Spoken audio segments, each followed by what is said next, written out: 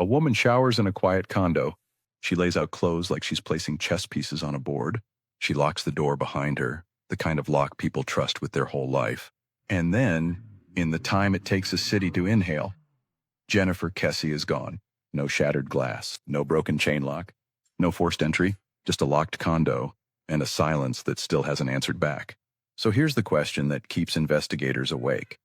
How do you vanish from a normal morning inside a gated community and leave behind only a car, parked by a ghost on camera? Chapter 1, she did everything right. Jennifer Joyce Kesse was 24 years old, successful, organized, the kind of person who returned phone calls, showed up early, and planned her future like it was a calendar already written in ink. In January 2006, she lived at Mosaic at Millennia in Orlando, a condo complex that looked clean and modern on the outside, but inside it was in flux, expanding under construction, full of temporary workers and constant movement. Days earlier, she'd been on vacation with her boyfriend. Back home, back to routine, back to the comforting illusion that routine equals safety. Then comes the last normal night. On Monday, January 23, 2006, Jennifer leaves work around 6 p.m. She calls her family while driving. Later that night, around 10 p.m., she talks on the phone with her boyfriend and they say goodnight. It's calm, ordinary, the kind of call you forget the second it ends. Except this one becomes evidence, because after that, the line goes dead. Chapter 2. The morning that didn't happen.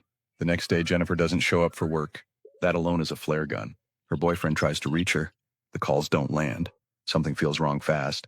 When family arrives at her condo, they find a scene that is terrifying precisely because it isn't chaotic, not ransacked, not overturned, not staged like a movie, just a life paused mid-motion. Investigators note signs that she likely showered and was preparing for work. There's no clear sign of a struggle inside, and yet Jennifer is missing along with key items like her phone and other essentials. This is the first sick twist of the case. If something happened, it happened fast, quiet, surgical. Now zoom out. A condo complex under construction creates something criminals love: noise as camouflage. Doors opening, trucks idling, workers moving around, people who don't know each other's names, and a woman who reportedly told family she felt uncomfortable with harassment from construction workers. That detail matters because it introduces a possibility worse than random chance.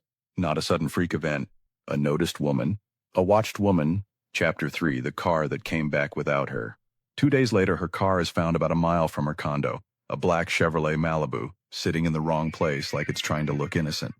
And then the case mutates from frightening into legendary because the apartment complex where the car is found has surveillance cameras, hidden ones, multiple angles. Footage captures an unidentified person of interest, parking Jennifer's car and walking away around midday after she vanished. But here's the cruelest thing. A fence partially blocks the view at exactly the wrong moments, like the universe leaned in and said, no, not today. Investigators, including federal help, could only estimate the figure's height range. The footage is too grainy, no face, no clean frame, just a human outline sliding out of history. NASA was even involved in enhancement attempts. And still, the identity stays locked behind pixels. If you're watching this and your stomach just tightened, do me a favor, hit like and subscribe to Behind the Veil Truths. Not as a ritual, but as a signal, because the more eyes on cases like Jennifer's, the harder it is for time to bury them. Chapter 4, the scent trail that doubled back. Then comes another twist that feels like it shouldn't be possible. A search dog traces a scent from the abandoned car back toward Jennifer's own condo complex. Think about what that implies. If the person who parked the car walked back toward her home area, it suggests confidence, familiarity, maybe even belonging. Or it suggests something darker. The car drop-off wasn't an escape. It was a reset button, a way to shove the investigation into a smaller box. She must be nearby. And inside the car, the evidence is thin, almost aggressively thin. Reports describe minimal usable forensics, suggesting the car may have been wiped down. Valuables left behind make robbery unlikely. In other words, this doesn't look like a sloppy opportunist. It looks like someone who understood the mechanics of aftermath. Chapter 5. Suspect universes. Over the years, investigators explored the usual first circle: family, partners, close contacts. No arrest. No official named suspect publicly pinned to the wall, so the case becomes a map of competing worlds. 1. The morning ambush theory. Jennifer leaves her condo for work, locks the door, walks to her car. Somewhere between threshold and driver's seat, someone intercepts her. That would explain a normal-looking condo and a missing car. What makes this terrifying is how ordinary it is. No dramatic kidnapping van required, just a few seconds of surprise. 2. The construction zone theory. A complex under construction is an ecosystem of invisibility. Jennifer had reportedly expressed discomfort about construction workers' behavior toward her. If someone had been watching patterns, they would know her routine, her parking, her blind spots. This theory doesn't require a mastermind. Only proximity, opportunity, and a person willing to cross a line once and never uncross it. 3. The someone she knew theory. Some believe the calmness of the condo, the apparent speed, and the wiped-down car lean towards someone who knew her habits.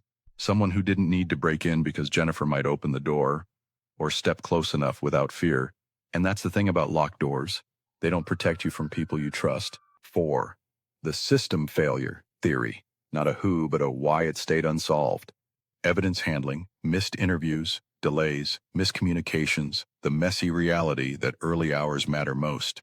Jennifer's parents ultimately fought for access to records, later receiving thousands of pages of files after legal action and settlement, and kept pushing the case forward. When families have to become investigators, it says something uncomfortable about the gap between what we want policing to be and what it sometimes is. Chapter 6. The case that refuses to die. Jennifer was declared legally dead years later, but the case never stopped breathing. In recent years, the investigation has shifted and renewed.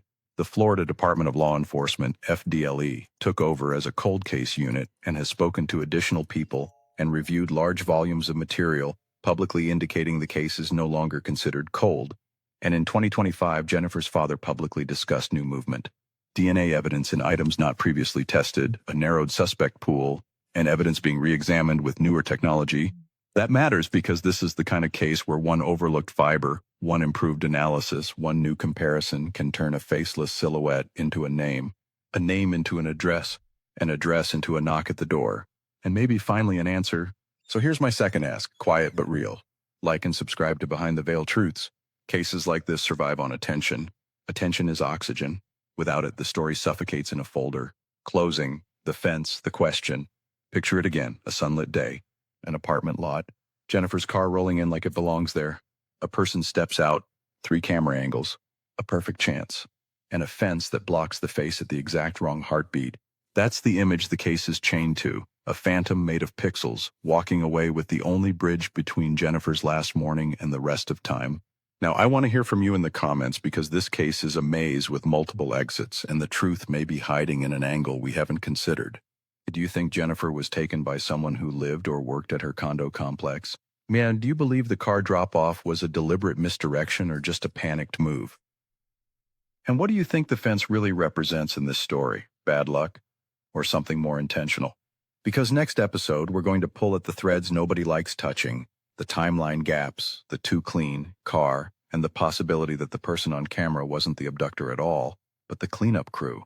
And if that's true, then Jennifer didn't vanish from a locked condo. She vanished from a system that never realized it was being watched.